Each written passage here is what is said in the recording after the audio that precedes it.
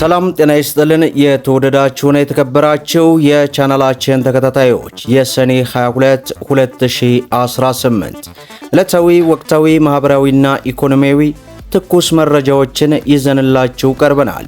በቅድሚያም ዋና ዋናዎቹን በማስቀደም እንጀምራለን። ከሞባይል ባንኪንግ ዝውውር ጋር በተያያዘ የሞባይል ባንኪንግን ተጠቅማችሁ ገንዘብ የምታስተላልፉ እጅግ ከፍተኛ ጥንቃቄ ማድረግ የሚገባችሁ አንድ መግለጫ ወጥቷል። ይህንን መግለጫ በተመለከተና ይህንን ድርጊት በሚፈጽም ላይ የተጣለውን ቅጣት በተመለከተ በዝርዝር ይዘነዋል። በሌላው መረጃችን የአዲስ አበባ ከተማ ግለሰቦችን በተመለከተ የገንዘብ ቅጣት ስለመጣሉ ተሰምቷል። ከምን ጋር ተያይዞ ነው? ይህንንም በዝርዝር እናደርሳለን። እንዲሁም ከአውሮፓ ህብረት በኩል አዲስ መግለጫ ወጥቷል። ይህንንም የምታደምጡት ይሆናል። በሌላው መረጃችን የመንግስት ኃላፊዎችን በተመለከተ ለእስራት የሚዳረግ አዲስ ረቂቅ አዋጅ ወጥቷል። የረቂቁን ሙሉ ዝርዝርም ወደ እናንተ ይዘናል። በሌላው መረጃችንም እጅግ በርካታ ቁጥር ያላቸው የውጭ ሀገራት ገንዘቦች በቁጥጥር ስር ስለመዋላቸው ተሰምቷል። እነዚህን ዝርዝር መረጃዎች አንድ ባንድ ወደ እናንተ እናደርሳለን። ቪዲዮን ላይክ እያደረጋችሁ እስከ መጨረሻው ድረስ ተከታተሉ። በቅድሚያም እጅግ በርካታ ቁጥር ያላቸው የውጭ ሀገራት ገንዘቦች በቁጥጥር ስር ስለመዋላቸው ተሰማ። በጉምሩክ ኮሚሽን በጅግጅጋ ጉምሩክ ቅርንጫፍ ጽሕፈት ቤት በህገወጥ መንገድ ሲዘዋወሩ የነበሩ የተለያዩ ሀገራት ገንዘቦች በቁጥጥር ስር መዋላቸው ተገለጸ። በቶጎ ውጫሌ ኬላ ላይ በተደረገ ፍተሻ በሻንጣ ውስጥ ተቀናንሶ በተለያዩ ቦታ ተደብቆ ወደ ጎረቤት ሀገር ሊያልፍ የነበረ 40,030 ዩሮ፣ 1500 የአሜሪካ ዶላር እና 220 የቱርክ ገንዘብ በቁጥጥር ስር መዋሉን በዚህ ሰዓት ሚኒስትሩ አስታወቀ። በህገወጥ መንገድ ሲዘዋወር የነበረው ገንዘብ የተያዘው በጣቢያው የጉምሩክ ባለሙያዎችና አመራሮች እንዲሁም በፌዴራል ፖሊስ አባላት ሲሆን አንድ ተጠርጣሪም በቁጥጥር ስር በመዋል ለፌዴራል ፖሊስ ወንጀል ምርመራ ክፍል እንዲተላለፍ ተደርጓልም ተብሏል። የጉምሩክ ኮሚሽን በዚህ የህግ ማስከበር ስራ ላይ ለተሳተፉ ለጅግጅጋ ጉምሩክ ቅርንጫፍ ጽሕፈት ቤት፣ ለቶጎ ውጫሌ ጉምሩክ ኬላ አመራሮችና ባለሙያዎች እንዲሁም ለፌዴራል ፖሊስ አባላት ምስጋናውን አድርሷል። የኮንትሮባንድና ህገወጥ ንግድ አፈጻጸም ስልቱ ተለዋጭ በመሆኑ ድርጊቱን ለመክታትና በሀገር ኢኮኖሚ የሚያሳድረውን ተጽዕኖ ለመከላከል ጉምሩክ ኮሚሽን ብቻ የሚያደርገው እንቅስቃሴ በቂ ባለመሆኑ ሁሉም የባለድርሻ አካላትና ህብረተሰቡ የበኩሉን ድርሻ እንዲወጣ የጉምሩክ ኮሚሽን ጥሪ ማቅረቡን በዚህ ሰዓት ተመልክተናል። ስለዚህ በተለያዩ የዓለም ሀገራት ሆናችሁ ገንዘባችሁን የምትልኩ እጅግ ከፍተኛ ጥንቃቄም ማድረግ እንደሚገባቸው ተገልጿል። በሌላው መረጃችን የመንግስት ኃላፊዎችን በተመለከተ አዲስ ረቂቅ አዋጅ ጸደቀ። የህዝብ ተወካዮች ምክር ቤት የነፃ መረጃ ረቂቅ አዋጅን በተመለከተ በአብላጫ ድምፅ አጽድቋል። ዓላማው ሙስናን፣ ህገወጥ አሰራርን ወይንም የሥራ ብቃት ማነስን ለመሸሸግ ሲሉ መረጃና ሰነድ የሚደብቁ ወይንም እንዲጠፋ የሚያደርጉ የመንግስት ኃላፊዎችን ተጠያቂ የሚያደርግ ሲሆን ይህንን የሚያደርጉ አካላት ላይ የመንግስት ኃላፊዎችን 5 ዓመት የሚያሳስር አዲስ ረቂቅ አዋጅ መሆኑ ተገለጸ።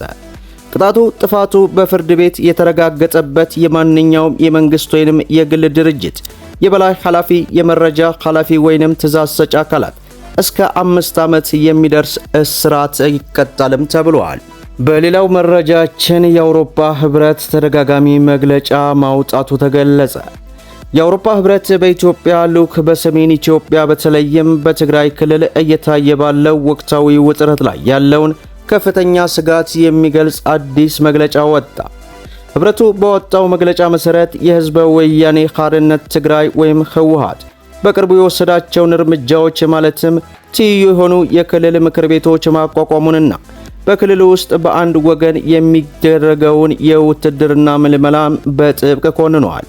እነዚህ ተግባራት እንደ አውሮፓውያን አቆጣጠር በ2022 በፕሪቶሪያ የተፈጸመውን ዘላቂ ግጭት ማቆም ስምምነት ደንቦችና ግዴታዎችን በግልጽ የሚጥሱ መሆናቸውንም ልዑኩ አስገንዝበዋል።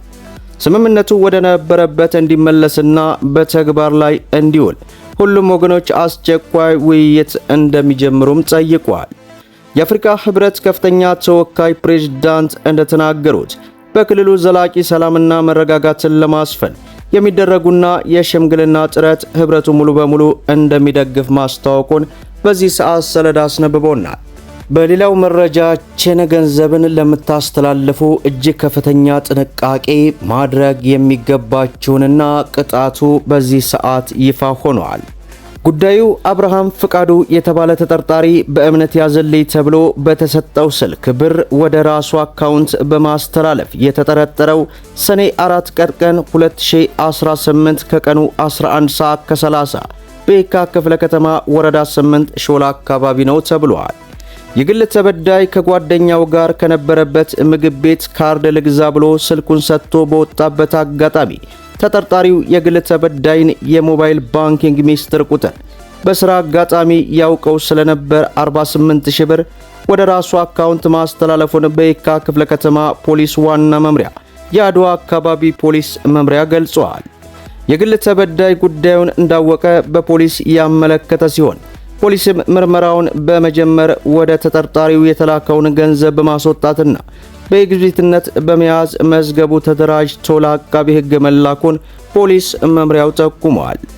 የተጠናቀረውን የወንጀል መዝገብ በተመለከተ አቃቢ ሕግ በተጠርጣሪ አብርሃም ፍቃዱ ላይ ክስ መመስረቱን የታወቀ ሲሆን የባንክ የይለፍ ቁጥሮችን ጨምሮ የግል ምስጢሮችን በአግባቡ መጠቀም ከመሰል የወንጀል ድርጊት ራስን ማዳን ስለሚያስችል ተገቢውን ጥንቃቄ ማድረግ እንደሚገባም የአዲስ አበባ ፖሊስ ዋና ጠቅላይ መምሪያ መልእክቱን አስተላልፏል። በመጨረሻም የአዲስ አበባ ምግብና መድኃኒት ባለስልጣን የሲጋራ ቁራጭ በመንገድ በአደባባይ ወይንም በማንኛውም የህዝብ መገልገያ ቦታ ላይ የሚጥል ግለሰብ በ2000 ብር እንዲቀጣ ወሰነ። ይህ እርምጃ የከተማዋን ንጽህና፣ የህዝብን ጤና ለመጠበቅና የትንባሆ ተጠቃሚነትን ለመቀነስ የሚያደርግ የቁጥጥር አካል መሆኑ ተገልጿል። የባለስልጣኑ ዋና ስራ አስኪያጅ ዶክተር ሙሉመቤት ታደሰ ከብስራት ሬዲዮ ጋር በነበራቸው ቆይታ እንደገለጹት ቅጣቱ የሚተገበረው በከተማ አስተዳደሩ ደንብ ቁጥር 167/2016 መሰረት ነው። ደንቡ የትንባሆ ምርቶችን አጠቃቀም ለመቆጣጠርና ከጭስ ነፃ የሆነ የከተማ አካባቢን ለመፍጠር የወጣ መሆኑንም ጠቁመዋል። ባለስልጣኑ በአዲስ አበባ ከተማ 79 በመቶ የሚሆኑ የህዝብ መገልገያ ተቋማት ከጭስ ነፃ መሆናቸውን ገልጸው በከተማዋ የአጫሾች መጠን ከ5.3 በመቶ ወደ 4.6 በመቶ መቀነሱን በመግለጽ እየተወሰዱ ያሉ የቁጥጥርና የግንዛቤ ማስጨበጫ እርምጃዎች ውጤት እያሳዩ መሆናቸው ተገልጿል። ለዕለቱ መደመጥ ያስኩላቸው እጅግ ወሳኝና አነጋጋሪ በርከት ያሉ መረጃዎችን ይመስላሉ። ሁላችሁም ቪዲዮን ላይክ ሼር እያደረጋችሁ ለበርካታ ወንድሞች እንዲደርስ አድርጉ። ለቻናላችን አዲስ ከሆናችሁ ሰብስክራይብ በማድረግ እንዲሁም በየዕለቱ የሚለቀቁ መረጃ እንዲደርሳችሁ የኖቲፊኬሽን ማብራታችሁን እንዳትዘነጉ እያልኩኝ ለዛሬ ያስኩላችሁ መረጃዬን ይመስላል። እስከ ፍጻሜው ድረስ አብራችሁን ስለቆያችሁ ልባዊ ምስጋናችን እየሰጠን በሌላ ቪዲዮ እስከምንገናኝ ወሰላሙ አለይኩም ወራህመቱላህ።